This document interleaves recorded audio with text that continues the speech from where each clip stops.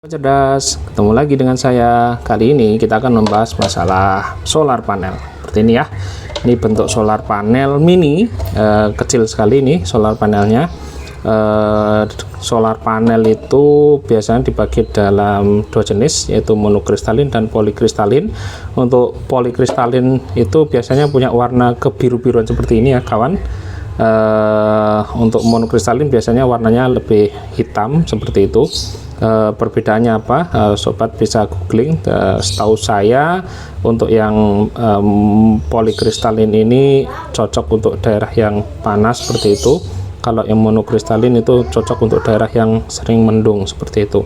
Untuk monokristalin karena bisa produksi jauh lebih besar energi listrik seperti itu. Jadi kalau misalnya ragu-ragu ya langsung aja ambil yang monokristalin seperti itu. Tapi di sini saya punya unit dari dari Green Energy. Ini kapasitas 15 WP. Apa itu maksudnya? Jadi solar panel itu dijual dengan satuan WP atau watt peak seperti itu. Jadi itu menunjukkan dalam kondisi maksimalnya berapa watt yang bisa dihasilkan oleh satu lembar solar panel seperti ini.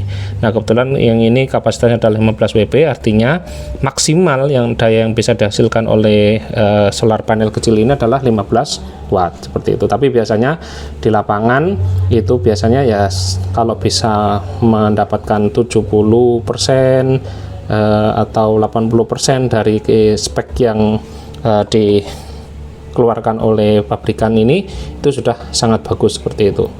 Nah, karena ini wattnya kecil, jadi kabelnya yang keluar juga kecil seperti ini, lumayan kecil. Nah, kita bisa gabungkan dengan konektor yang lain seperti ini. Kemudian dari jenisnya itu untuk solar panel itu ada yang non fleksibel seperti ini, jadi biasanya dilapisi oleh kaca, ada bingkai yang lumayan kuat di sini. Untuk yang jenis seperti ini biasanya dipakai untuk di atap ya kawan. Karena apa? Karena dengan konstruksi seperti ini harapannya lumayan bisa bertahan dengan cuaca yang panas seperti itu.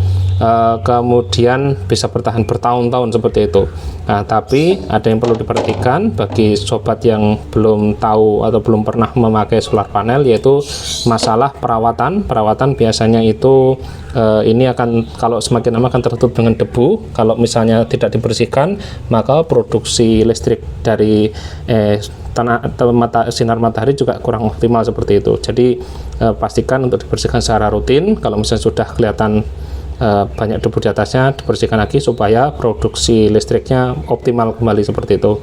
Kemudian yang perlu diperhatikan lagi yaitu adalah bantalan di bawah dari solar panel ini sendiri. Jadi sebagaimana yang kita tahu, solar panel ini nanti kan akan dijemur terus-terusan di bawah serik matahari seperti itu. Kalau misalnya kita letakkan seperti ini saja, maka ada kemungkinan ruang di bawah ini kurang begitu lebar, maka ada kemungkinan solar panel kan panas seperti itu ya. Nah, lama kelamaan ketika ada balikan dari bawah ini, artinya sirkulasi di bawah ini tidak begitu baik seperti ini ya. Misalnya cuma segini langsung mepet langsung menempel di atap seperti itu. Nah, itu kurang baik karena ada panas dari belakang yang akan merusak dari si sel dari solar panel ini sendiri. Jadi kalau misalnya ada yang kerusakan, maka produksinya juga akan berkurang seperti itu. Bahkan kalau misalnya rangkaiannya seri, ada sel yang rusak, itu juga bisa membuat mungkin nol atau karena memutus, atau mungkin ya seperti itulah pokoknya ya. Ini kan rangkaiannya macam-macam ya, di dalam ini selnya ada yang seri paralel seperti itu, ini macam-macam seperti itu. Nah, kemudian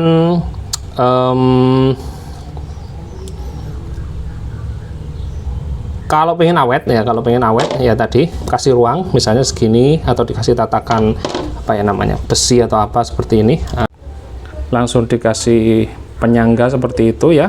Misalnya di sini langsung di atap ada tiangnya seperti itu akan lebih baik lagi karena sirkulasi udara di belakang dari solar panel ini bisa lebih leluasa, jadinya lebih awet lagi seperti itu. Jadi hindari pemasangan solar panel itu langsung menempel di atap gitu ya. paling enggak ya dikasih bantalan berupa kayu atau mungkin besi baja ringan ukuran 10 cm atau 20 atau lebih gitu ya, supaya ada ruang di bawahnya dan ada sirkulasi udara yang cukup baik. Oke, selanjutnya kita akan uji coba dari solar panel ini. Solar panel ini bisa menghasilkan berapa watt sih dalam kondisi tengah hari. Sekarang ini sekitar jam setengah 11. Di luar sana sih cukup panas seperti itu. Kita akan lihat apakah produksinya lumayan bagus apa tidak. Oke, ini solar panelnya sudah kita letakkan di luar. Ini kebetulan saya letakkan di jalan begitu saja. Kondisi jam 11 kurang. Kemudian kita tancapkan port ini ke power station kita seperti itu. Kemudian kita lihat di sini produksi listrik untuk solar panel 15 WP itu berapa watt dapatnya. Itu kita dapat sekitar 9 sampai 10 watt seperti itu ya. Padahal kita cuma letakkan sembarangan seperti itu.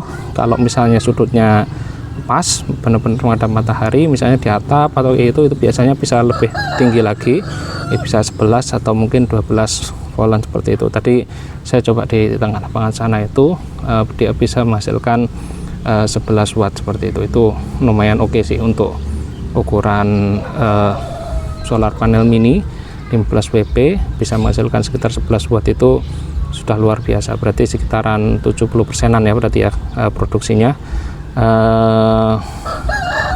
Gitu enaknya kita punya solar panel mini seperti ini, kita bisa bawa kemana-mana, misalnya dalam kegiatan outdoor atau kayak gimana.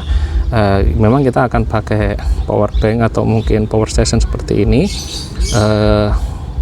dan kita pakai kayak gitu ya. Tapi setidaknya kalau misalnya kita bawa solar panel seperti ini, si power station kita juga akan diisi, jadi kita tidak akan takut kehabisan kayak gitu ya. Sebenarnya sih kurang ya, misalnya harusnya sih kalau misalnya untuk kegiatan outdoor supaya power station ini bisa cepat keisi itu ya bisa harusnya 100 WP atau mungkin 200 WP itu sudah sangat bagus ya gitu untuk ngecas solar panel power station kayak gitu. Tapi misalnya akan butuh ini untuk ngecas power bank gitu ya, itu sobat bisa pakai charger mobil itu. Charger mobil itu harusnya dia punya toleransi output dari solar panel biasanya sekitar 18 volt. Kemudian si charger mobil itu biasanya dia bisa menerima 14 18 kayak gitu. Mungkin kayaknya kalau 18 volt kayaknya dengan solar panel kecil seperti ini masih diperbolehkan. Nanti dia akan dikonversi menjadi 5 volt. Nah itu bisa langsung kita tancapin ke HP kita ataupun bisa kita pakai untuk ngecas power bank kayak gitu. Tapi kalau misalnya ragu-ragu, misal dari charger mobil itu tidak charger HP yang mobil yang itu yang bulat itu yang bisa kita tancapin di lekter itu ragu-ragu kayak gitu, kemampuannya apakah benar-benar bisa menghandle inputan 18 volt apa tidak ya, sobat bisa bikin baterai pack kecil seukuran aki gitu, bisa dari lithium ion atau mungkin dari lithium 4 yang ukuran kecil seperti itu. Nah itu yang bisa dicas dengan input 18 volt seperti itu akan sangat membantu sobat-sobat yang mau berkegiatan outdoor seperti itu. Oke, kira-kira seperti itu. Terus yang perlu akan perhatikan juga dalam memilih solar panel itu adalah sertifikasi di sini ya. Di belakang sini itu biasanya ada sertifikasi biasanya yang ada IEC itu, IEC. Nah, itu adalah salah satu sertifikasi dari solar panel. Nah, pastikan ada sertifikasinya, bukan kosongan seperti itu, supaya kualitasnya itu bagus kayak gitu ya. Soalnya kalau yang tidak ada sertifikasinya biasanya umurnya juga lebih pendek, kemudian yang misalnya yang dijanjikan 100 WP tapi yang didapat biasanya cuma 50 watt kayak gitu, itu kurang bagus. Harusnya kalau bisa sampai 70% dari spek yang dijanjikan atau spek dari solar panelnya itu sudah sangat bagus gitu. Ketemu lagi nanti kawan, thank you.